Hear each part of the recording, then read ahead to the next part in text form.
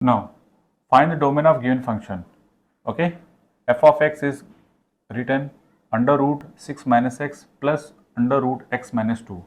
So what about domain of that function? Simply, if you see that function under root 6 minus x, this one is domain, means for which value of x the whole function is defined.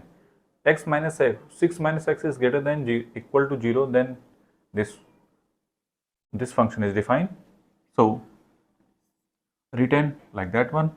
So if multiply minus, then we got that sign is interchange, change.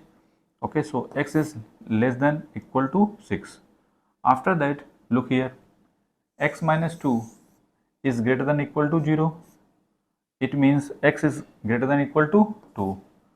Okay, so after that, x is defined if x is greater than 2. So using line curve method, is x is greater than equal to 2, so that one make, and that one say x is less than 6, so this part. So common part of these two, basically our motto, for which value of x, okay, though these two functions are defined, means common part of x basically.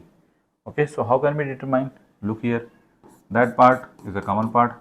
To plus 2 to plus 6, that is close interval of 2 to 6. Why? Here greater, here equal sign using, that's why. So domain close interval 2 to close interval 6.